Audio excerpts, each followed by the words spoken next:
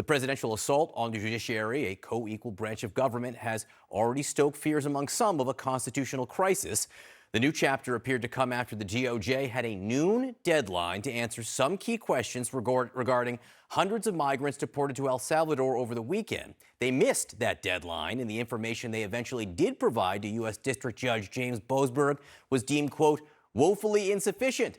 The judge went on to say the DOJ evaded its obligations. He chastised the government for providing a sworn statement from a low-level ICE staffer that, quote, repeated the same general information about the flights. He then issued two new deadlines. The first is tomorrow at 10 a.m. when he demanded a declaration from, quote, an official with direct involvement in cabinet-level discussions about invoking the state secrets privilege. We'll hear more about that shortly. The other is a deadline of Tuesday for the government to brief him on how they did not defy his order. If they did, despite the reality the planes he ordered to turn around never returned to the U.S. with those migrants on board. Attorney General Pam Bondi was asked about the case last night. This judge has no right to ask those questions. You have one unelected federal judge trying to control foreign policies, trying to control the Alien Enemies Act, which they have no business presiding over. And there are 261 reasons why Americans are safer now. That's because those people are out of this country. The judge had no business, no power to do what he did. They're meddling in foreign affairs. They're meddling in our government. And the question should be, why is a judge trying to protect terrorists who have invaded our country? Now, there are new questions about at least one of those 261 migrants whom Attorney General Pam Bondi called terrorists. This man, Jersey Reyes Barrios, he was a professional soccer player in Venezuela before fleeing political persecution. That is according to his lawyer. He legally sought asylum in the United States, but was detained in Southern California in 2024, says his lawyer.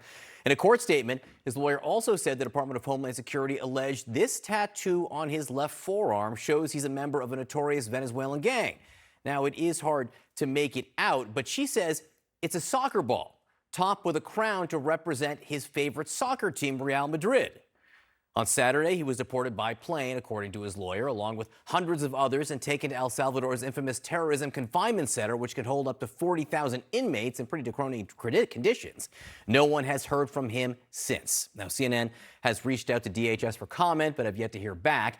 DHS has previously said it takes many factors into account for deportation decisions, not just tattoos.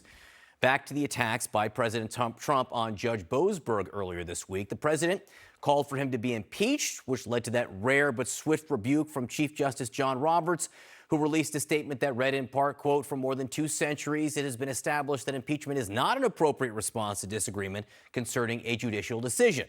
Now, shortly before air, the president launched that new attack on Truth Social that read in part, if Justice Roberts and the U.S. Supreme Court do not fix this toxic and unprecedented situation immediately, our country is in very serious trouble. Let's start with Maggie Haberman, senior political correspondent for the New York Times, who is with me here tonight.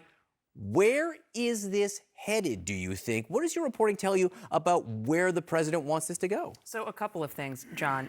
This is very much a fight that the administration wants, to be clear, is over this specific case. You heard what the Attorney General said. She is describing this as a case of judges and Democrats and people who criticize what happened here wanting alleged terrorists, although she just calls them terrorists, to stay in the country. This is actually a lack of due process issue, which is why the judge in this case did what he did. Asking about an order not being followed is what any judge would do, no matter who they'd been appointed by. I actually think what Trump said, yes, that was clearly an attack on Judge Boasberg. There's no question about that. He's playing a very risky game because judges don't like attacks on other judges, but he did not repeat the impeachment point. And I think that that is the key point there. I think he is trying to show he is still issuing a pressure campaign. He always does. We are going to see him continue to do that. But his calls for Congress to impeach judges, which is very hard to make happen, has upset some of his own staff, and it has upset leaders in the Senate and in the House, Republican leaders in the Senate and the House. So I think that this is him saying, fine, I hear you, at least for now. So no impeachment in the statement tonight, but there was this new reference to the Supreme Court, which is pretty interesting. He knows where this is going. And yes, it was absolutely a brushback to Roberts, and it was trying to say, essentially, there is something wrong with you all if you don't side with me. But it was much more of an acknowledgement that A, this is going to the Supreme Court most likely, and B, that he may not get what he wants. And he may not get what he wants both on the matter of law and because he's not really making things easier for himself. So the Justice Department sort of dragging its feet and in some cases close to or over the line an outright defiance of the judge. How deliberate is this? Very. I mean, it's amazing. And I was having this conversation with someone earlier today. Remember, the whole strategy for the Trump legal team when he was a defendant and when he was facing a ton of lawsuits as a candidate, and before he was a candidate, just as a former president, was delay, drag everything out, make it go as close to the election as possible. So then you could argue that the sentencing in his criminal case in Manhattan couldn't happen until after Election Day, or this case is now too close to Election Day in one of the other indictments. It's the same thing here. It's not a coincidence that the DOJ is led by two of his former criminal defense lawyers, Todd Blanche and Emil Bove, and Pam Bondi has represented him in other matters. They are employing the same tactics, and I think you can expect to see a lot of that going forward.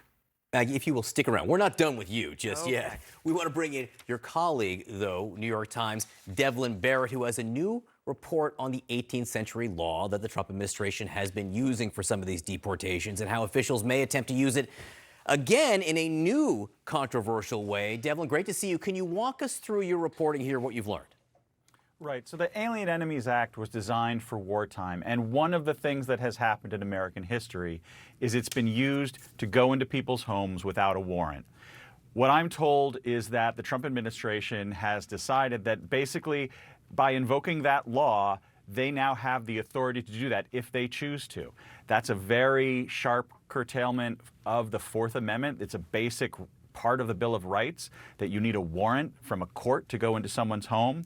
But I'm told within the Justice Department, senior lawyers believe that they now can go into a suspected alien, a suspected Venezuelan citizen's home if they believe they might be a member of this gang. So is it clear how or if the administration plans to implement their interpretation of this law? It's really not. But if you look at all of the things you were talking about with Maggie in terms of the administration arguing this judge has no business getting into these issues with us, this could be another piece of that because the case law on this, there are past cases in which courts said that the Alien Enemies Act could be applied without recourse to the courts. And that is clearly something that the administration is banking on. The question is, how far will they take it? In any White House response from this? No, they're not commenting on this yet. I think, to be honest, the fight with Judge Boasberg is sort of consuming a lot of the attention and time and energy, understandably so. But I think this is another issue that's going to be coming down the pike eventually. Devlin Barrett, great report. Sort of shining the spotlight on it early before it all breaks into the open. Thanks so much. Back with us now, Maggie Haberman, and joining us, former federal prosecutor, senior legal analyst Elie Honig. Counselor, how legal is this, what Devlin's reporting here? Well, we don't know, and I think Devlin did a nice job of laying out what we do and don't know. Here's what we do know for sure. The strategy that Devlin's reporting on, that the White House believes they can make unwarranted entry into a home, is nowhere authorized in the law itself, and there's no specific case law saying they can go into homes. Now, on the other hand, immigration cases are different from criminal cases. Clearly, in a criminal case, the government, the FBI, cannot just kick in a door without a warrant or without some other exception. Immigration cases don't afford the same level of due process protection to people who are subject to deportation, but they also don't give those people zero due process protection here. And to me, it sounds like it would be, as Devlin said, such a flagrant violation of the Fourth Amendment to just go into homes, to enter the most private of private spaces without a warrant or without cause. So I'm skeptical, but we are in an unknown area here. Maggie, if you read some of the reporting the last few days, it almost seems as if, White House advisor Stephen Miller has been sleeping with copies of the Alien Enemies Act under his pillow for years, like studying it, preparing for this very moment. How much of this is driven by him, and how much of this is being driven by the president himself? Well, look, Stephen Miller doesn't have the power that Stephen Miller has without Donald Trump. And Donald Trump is absolutely the person who wants this agenda to happen. Stephen Miller, however, is the person who is enacting it and who has spent years, as you said, I mean, that's not a joke. He has been focusing on this for a very, very long time. And he's spent probably more than any other person thinking about in the 4 years between the first presidency and this one, the first Trump presidency and this one, how to do it differently, how to be more effective, how to use existing statutes so you didn't have to go to Congress and create new law, and what could be upheld at the courts and what they could take their chances with. And so a lot of these various things, you know, the Alien Enemies Act is something that Stephen Miller talked to my colleagues about and me for a piece that we wrote in November of 2023 about Trump's immigration plans. So now, did we hear about specifically using this for, you know, warrantless home entrances? No.